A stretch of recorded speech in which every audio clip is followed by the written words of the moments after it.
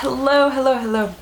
So in this video, I'm going to go through a little bit of my year-end review process and 25 lessons that I've learned in 2025. So if you're new here, my name is Rachel Weissman. I'm an artist, coach, intuitive speaker, and what we're going to dive in today is exactly what I just shared. And so I've been journaling and having this year-end review process for many years, and specifically this year have journaled what ended up being 636 journal entries. And my process has evolved a bit over the years, but I have used my phone and a certain app as a way to log all of my journals. And that doesn't mean that I only use my phone to journal. I often am using pen and paper. I'm also often using voice journals, but then specifically use an app to keep everything logged all together. So then when it comes year-end time, and I do a shortened version of this process on a quarterly basis, but when it comes to year-end review time, I look through a bunch of these entries and start to look at different patterns and maybe what I'm not seeing, and really helping to increase my self-awareness and what I can take and move into the next year. And so as things have evolved as well, it also includes a bit of a stream of consciousness of whatever insights are coming through at that time upon reflecting, as well as increasingly using different AI tools to parse through loads and loads of data, because that makes it a lot easier in certain ways. So this year I've categorized different lessons that I've learned, so into 25 different lessons, categorized in 5 different buckets. So the different buckets are: 1, knowing yourself, on relating, on work and purpose, on mindset, and on taking action. And so what I'm going to do in this video is go through all of them and provide a little extra context, if possibly helpful and where I see fit. So 1, on knowing yourself. So your intuition is sharper than you give it credit for. When something feels off, it usually is. Trust it before your mind catches up with reasons. So I'll be talking a lot more about this coming year. But we're in a moment right now where something that I really see what's being asked of us is to expand our intellect much farther beyond the mind. And while the mind is an amazing tool, there are so many other senses and abilities in our being that we can garner information. And so you can view these as different intelligences, different capacities, and intuition is definitely one of them. Okay, so number 2. Moments that feel most alive are consistently followed by doing something that scares you. So I'm curious if any of you resonate with this. So for me, I found this consistent without a doubt. And there's really this, upon stepping over this fear of possibly a protector that's trying to help keep me safe, usually it's actually a part of me that's itching to be more and more alive. So that's that. Number 3, on knowing yourself. Your true nature is loving awareness. So this past year in 2025, there we go. Okay. So this past year in 2025, so meditation, if you're new to this channel, meditation is a very big part of my life and my journey, and I really invested a significant amount of my time and energy into my meditative practice. And outside of intellectually understanding that our true nature is loving awareness, I've experienced this firsthand again and again and again. So if you're curious to learn more about this, comment below and I'm happy to share a video. So number 4, rest is not a reward for productivity, it's the foundation. So in transparency, this is something that I'm still refining, and it's so basic, but it's something that's been more challenging for me, of like really locking in sleep in a new way. So this was a lesson to myself. It's something that I've continued to learn and I've gone through seasons of, but yeah, especially as you are not in your 20s anymore, and even maybe if you are in your 20s, you can only accumulate so much sleep debt and then the body, the mind, and your health starts to catch up. Okay, so number 5, the stories you tell yourself, whether conscious or subconscious, about who you are become true. Choose with intention stories that uplift, inspire, and expand. And so often we're not aware of the stories that are driving our reality. And so that's where things like journaling are immensely helpful, or working with a therapist or a coach to really help or talking with a friend to really help illuminate these stories that are in our field. And with enough awareness and intention, you can start to see that you have a choice in the stories that are getting lodged in your mind space. Okay, bucket number 2 on relating. So the quality of presence matters more than the quality of time. 30 focused minutes beats 3 distracted hours. Be here now. Put the phone away. So this might sound simple and obvious. Of course, put the phone away and be here now. And the more that you land into the here and now, you can realize just how deep the present moment can become, and how much more you can open up to, and deeper insights and wells and swells of information. And so this can really then expand, given why it's in this bucket specifically. It's really the bedrock of how we can relate with other people. So that's number 6. Number 7, people show you who they are through patterns, not promises. Pay attention to what repeats. It's all here if you give yourself permission to see it. So I'll speak to this from my direct experience. Often I've seen in myself and others, we see what we want someone to be rather than seeing what they actually are. And there's a really beautiful opportunity to, if you have the discernment and the diligence to see directly how someone is showing up over time, you can really see who people are rather than what they say, because that's true integrity in action. Okay, so number 8. There is strength in understanding when and how to ask for help. You can't and should not do it alone. And so I've seen very, very often in many folks that I've worked with from a coaching perspective, of different narratives of specifically a lot of times in work and leadership contexts in the form of delegation.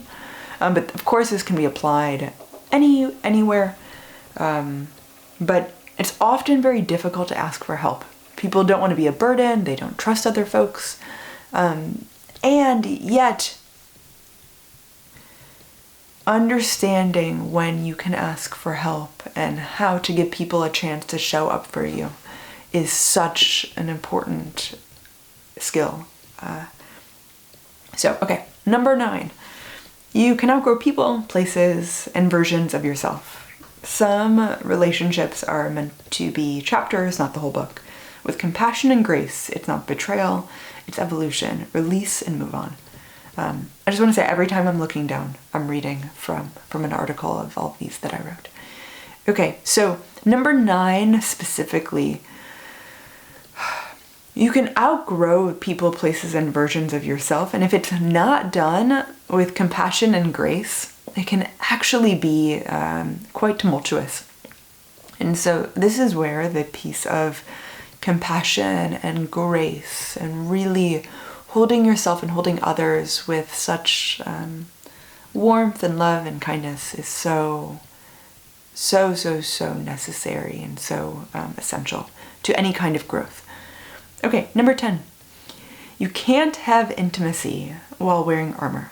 Release, release, release. You are enough just as you are. There's nothing to hide. Okay, so the context that I'll put this one in is like, we're in this loneliness epidemic, and so often people, there's this fear of like, if I show up, maybe they'll find out that, okay, but I'm not this way, or then they'll find out that I'm not blah, blah, blah, blah. And something that I would say here as well is, as AI continues to be more integrated into our daily lives, what really makes humans human is the messiness. And so it's such an opportunity to show up as our uniquely humans and really give people the grace and the compassion and the love that, and then allowing that for yourself. Okay, so next section is on work and purpose. So number 11, busy is not the same as meaningful. You can fill every hour and still feel empty if the work doesn't actually matter to you. So really sit with that. I hear these stories all the time of people, I'd say like priding themselves in like 80, 90-hour work weeks. And sometimes that is fully needed. But if there isn't a ground of a fulfillment or a deeper root to some kind of purpose, it can be as so you're orienting from a very empty well, which can then lead to burnout and many other things. So you can be busy and have meaning, but it's not necessarily, busyness doesn't always equate to meaning. Okay, number 12. So share the imperfect, share the mess. It's what makes you human. So we touched on this a little bit with the intimacy. This specifically, I would say, in the context of work and purpose. It's something that I'm experimenting with in these YouTube videos of sharing the imperfect, share the mess, where they're quite nothing special no, from a quality kind of perspective, but very much a stream of consciousness.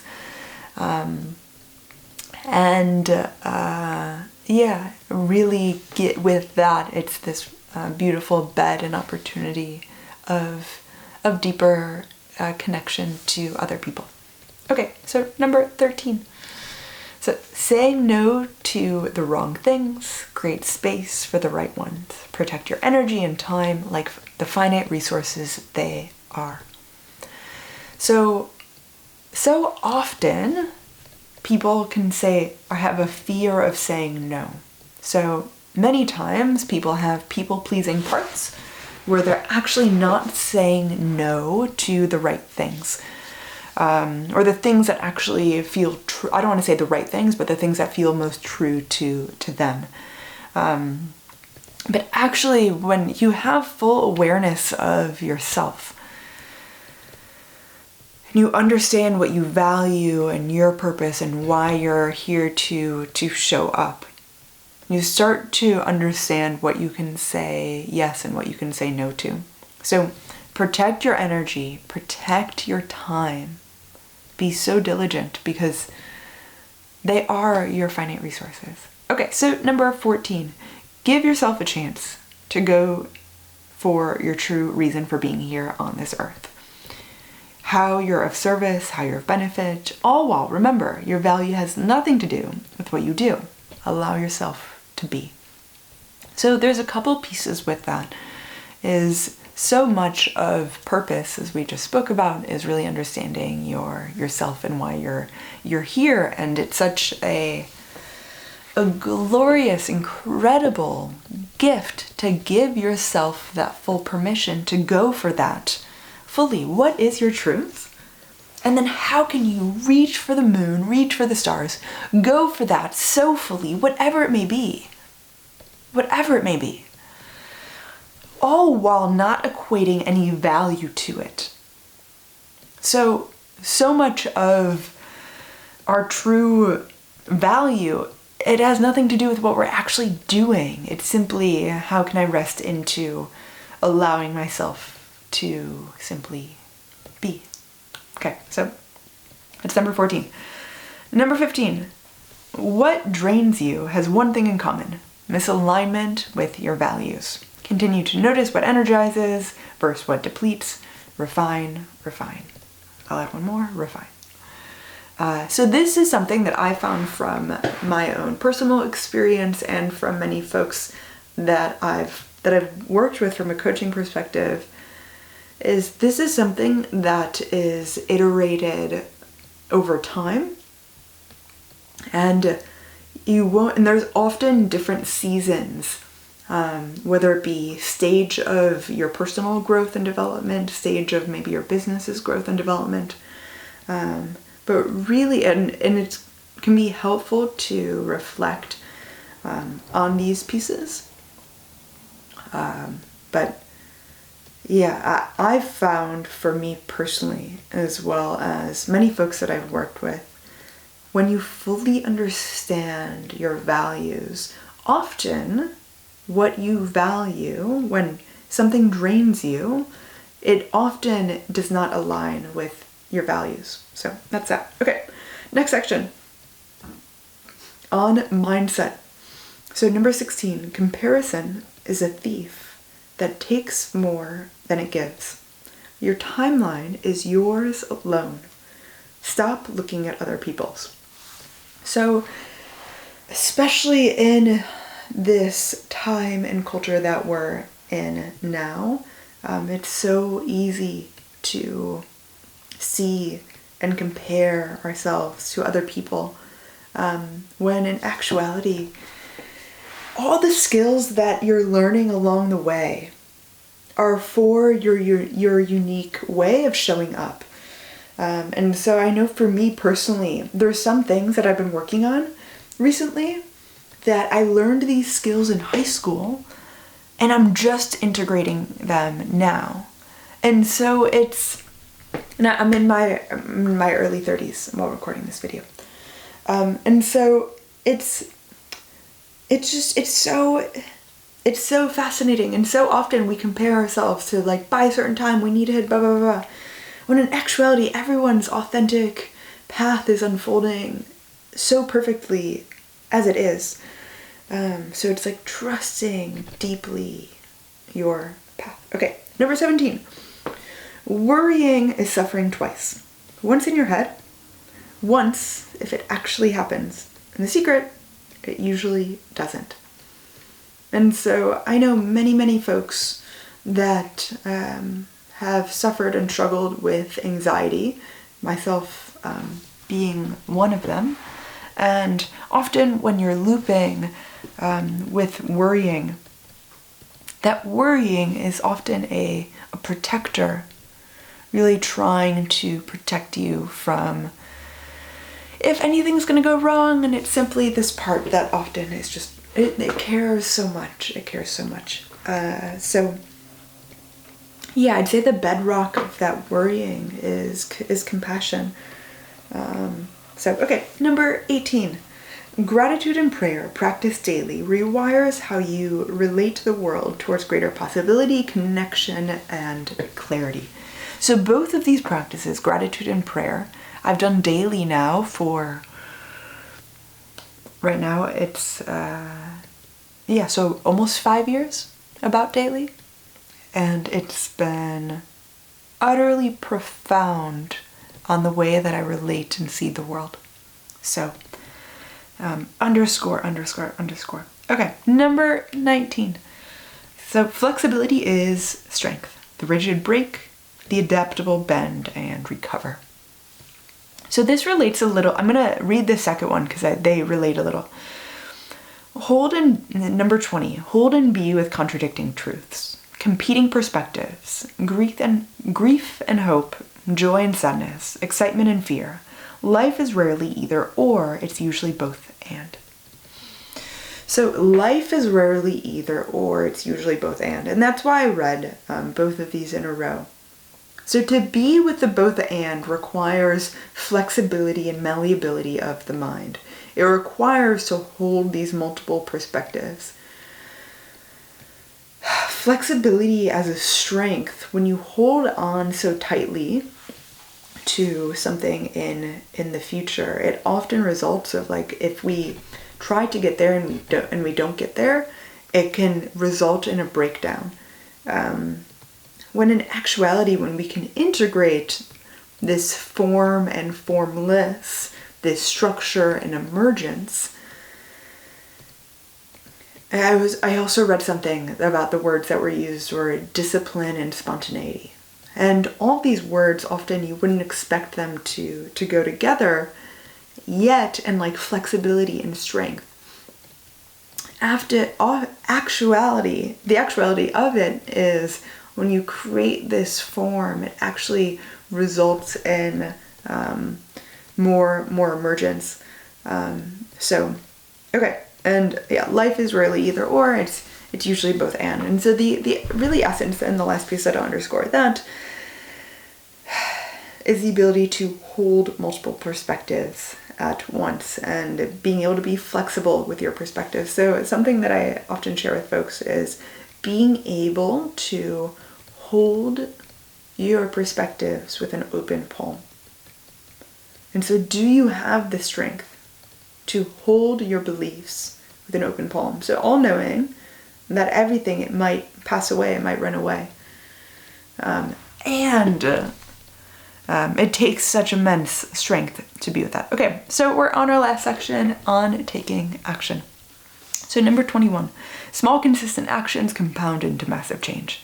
The daily little steps are more than occasional heroic efforts. So this isn't new. You can find this in many places. I just found this so consistently for me over time, is the little steps make the big change. The little steps make the big change. Okay, number 22. Starting before you're ready is almost always the right move. Clarity comes from action, not from waiting for clarity to take action. So often I've found when it comes to any kind of growth and development, there's parts of us that are often trying to protect us, really want the clarity first before we make any steps. But often, in order to receive clarity, we need to take action. And so the bet of this is really understanding and trusting, what actions can I take? A frame that can be helpful is like one-way and two-way doors. And so what's an action that's maybe reversible? So a two-way door, and what's an action that's not? Okay, number 23. What you tolerate becomes your standard. Raise the bar on what you accept from yourself and others. This is very, very straightforward. I honestly don't think that there is anything that I'll add here outside of really honoring your worth. I'll say that. Honor your worth. Okay, 24. Energy flows where attention goes. Be intentional about what you feed your focus. This shapes your entire reality. This shapes your entire reality. So often people don't realize, or I'll share a very, very short story. I was with some folks just a couple days ago, and someone was talking about not being on their phone while waiting. and while like waiting in a doctor's office or waiting in line somewhere, so on. And so often, like immediately when we're waiting, it goes like this. And what if you gave yourself permission to rest in that uncomfortable moment? And what you'll start to notice is wherever your attention is going is where your energy will also follow. But so often we're not aware of where our attention is going. So it's such a call to greater awareness of where your attention is going so your energy can follow. Okay, 25, and the last lesson of 2025. You are more resilient than you think. Every hard thing you faced this year, you got through. And the track record should give you the courage for whatever comes next. Okay, so thanks so much for watching this video. The one thing that I'll really leave you with is so many of these lessons that I shared here, they're not new. And when I ended up creating them, I was like, oh, interesting. I've been with many of these for years and years and years, and they continue to come back around over and over and over. And what I really see what's being called of many of us, really all of us, as we step into 2026 and beyond, whenever you're watching this, is it's not only about accumulating new insights, or new skills, it's not the way of growth. It's how can I also deepen my well, deepen my capacity, so that I can show up and meet the moments fully. So if you enjoyed this video, please like and subscribe. And if you have any questions or comments, definitely leave them below, and have a beautiful and blessed day.